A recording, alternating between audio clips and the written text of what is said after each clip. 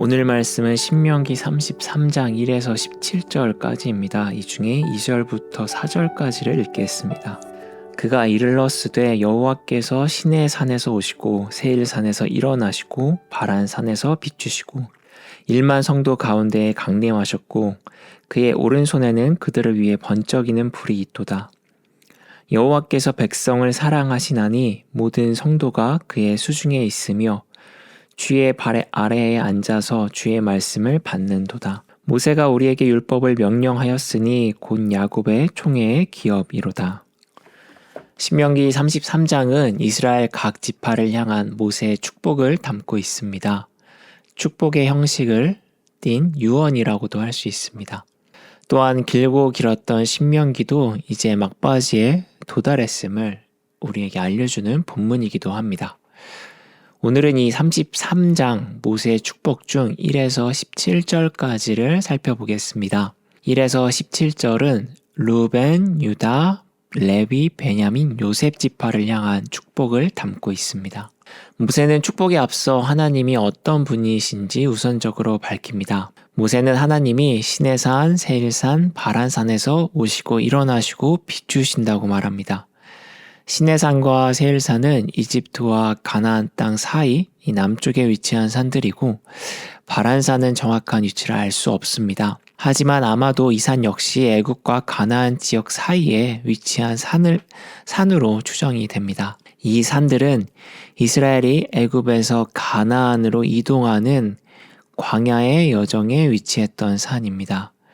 따라서 시내산, 세일산, 바란산을 언급한 표현은 이스라엘 광야의 시간을 돌보시는 하나님을 찬양하는 은유적 표현으로 볼 수 있습니다. 또 모세는 하나님이 1만 성도 가운데 강림하셨고 그의 오른손에 반짝이는 불이 있다고 말합니다. 여기 등장하는 1만 성도는 그 뜻이 불분명합니다. 세번역 성경에는 수많은 천사라고 번역했고 공동 번역 성경에는 카데스 무리바라는 지역으로 번역했습니다.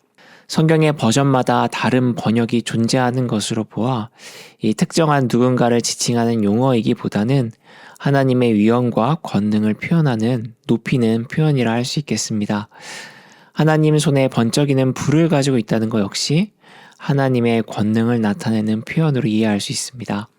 정리해보면 모세는 축복의 도입에서 이스라엘을 황무지 같은 광야에서 지키고 인도하신 크신 능력의 하나님을 고백하고 있습니다. 그리고 그는 계속해서 말하기를 하나님이 주신 율법은 야곱 총회의 기업이다 라고 표현합니다. 세번역 성경에서는 이스라엘이 가진 가장 으뜸 가는 보물이라고 번역하였습니다. 즉, 이스라엘에게 율법은 가장 중요하고 지켜야 할 하나님이 주신 소중한 선물임을 고백하는 구절이라 할 수 있습니다. 이후 6절부터 모세는 한 지파 한 지파 축복합니다. 먼저 루벤입니다. 모세는 루벤 지파에게 축복이라기보다는 하나님께 요청을 합니다. 모세는 루벤 지파가 죽지 않고 살기를 원한다고 간곡한 요청의 축복을 합니다. 이 과거 이스라엘 역사를 보면 루벤 지파 조상인 루벤은 아버지 야곱에게 잘못을 저질러서 그의 장자의 권리를 빼앗겼습니다. 또한 창세기 49장에 담겨진 이 루벤에 대한 야곱의 축복을 보면 이 마무리가 그리 썩 긍정적이지 않습니다. 이러한 야곱의 축복에 대한 염려 때문일까요? 이러한 축복을 상쇄시키고자 하는 마음에서 비롯되었을까요? 모세는 하나님께 루벤 지파의 인생에 대해 간곡히 부탁을 합니다. 유다 지파를 향한 모세의 축복은 예언에 가깝습니다. 이스라엘 역사를 보면 가나안 땅에 정착한 이스라엘은 이 유다 지파를 중심으로 구성된 남유다만 최종적으로 남게 됩니다. 이러한 상황을 배경으로 하고 있는 축복으로 보입니다.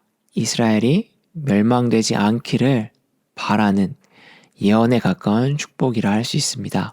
다음은 레위입니다. 모세는 하나님에 관한 직무를 담당하는 레위 자손들, 그들의 헌신을 하나님이 기억하시고 그에 상응하는 복을 주실 것을 축복합니다. 베냐민 지파에 관한 축복은 하나님이 이스라엘 그 어느 지파보다 베냐민에 관한 관심이 높음을 표현합니다. 베냐민 지파는 실제로 수가 적었고 훗날 땅을 분배받을 때 그 면적도 많지 않았습니다. 적은 민족, 약자에게 관심이 많고 약자를 더 굽어 살피는 하나님의 성품이 그대로 반영된 축복입니다. 요셉 지파, 곧 에브라임 므낫세 지파를 향한 축복은 그 어느 지파의 축복보다 풍성합니다. 그들은 많은 땅, 비옥한 땅을 받을 것이고 그들이 재배하는 소산과 기르는 가축은 좋은 품질을 자랑할 것입니다. 겉으로만 본다면 모든 이들이 부러워할 만한 축복을 요셉 지파는 받았습니다. 그러나 아이러니하게도 역사에서 에브라임 지파는 자신들 중심으로 남유다와 분열된 이스라엘을 세웠고 그렇게 세워진 이스라엘의 모든 왕들은 하나님을 떠났습니다. 지금까지 본문을 살펴보았습니다. 본문을 통해 우리는 하나님의 축복은 하나님의 능력을 인정한다는 고백이 선행되어야 함을 알 수 있었습니다. 광야에서 이스라엘을 홀로 돌보신 하나님처럼 우리의 여정을 크신 능력으로 인도하시는 하나님을 인정함이 축복의 출발입니다. 또한 모세가 율법이 하나님의 선물이라고 축복의 도입부에서 말하듯 우리 역시 하나님이 우리에게 주신 선물을 발견하고 지키는 것, 그것이 축복된 삶임을 기억해야 합니다. 하나님이 우리에게 주신 선물은 예수님입니다. 예수님이 알려주신 가르침입니다. 우리가 주님이 주신 가르침으로 세상을 보고 다른 이와 관계를 맺고 자연의 아름다움을 소중히 여기는 것, 그 모든 것이 축복의 길이라 할 수 있습니다. 한편 각 지파를 향한 모세의 축복을 우리의 삶에 적용해 보죠. 루벤 지파를 향한 축복은 비록 우리가 하나님 앞에 잘못을 범했더라도 여전히 하나님의 은혜를 구할 수 있는 존재임을 알려줍니다. 그의 조상은 비록 잘못을 범했고 그로 인해 야곱의 축복은 긍정적이지 않았지만 모세는 그 지파의 안위를 위해 루벤 지파의 안위를 위해 기도한 것처럼 말입니다. 레위를 향한 축복처럼 주님을 위한 우리의 섬김과 의로운 노력들이 헛되다는 회의감에 빠지지 않도록 참된 기쁨으로 보상해 주실 주님을 기대하길 소망합니다. 주님이 알려주시는 좋은 길에는 항상 좌절과 회의, 미움과 질투, 유혹이라는 공경들이 기다리고 있기 때문입니다. 그럴 때마다 유다의 축복처럼 우리를 대적하는 모든 것들과 담대히 싸울 수 있는 용기가 우리에게 있기를 바랍니다. 베냐민의 축복을 기억하길 바랍니다. 주님은 우리가 연약한 순간 우리를 더 살피십니다. 우리가 한없이 작아지는 순간 주님은 우리를 날이 마치도록, 그러니까 하루 종일 보호하시고 그의 어깨 사이에 우리를 올려두십니다. 마음과 삶이 약해지는 순간 우리 곁에 계시는 하나님을 발견하는 축복이 있기를 바랍니다. 우리가 요셉의 지파를 향한 축복에는 너무 집착하지 않길 바랍니다. 많은 재물은 너무나 쉽게 우리를 하나님이 아닌 만몬에게 의지하게 한다는 것을 기억하길 바랍니다.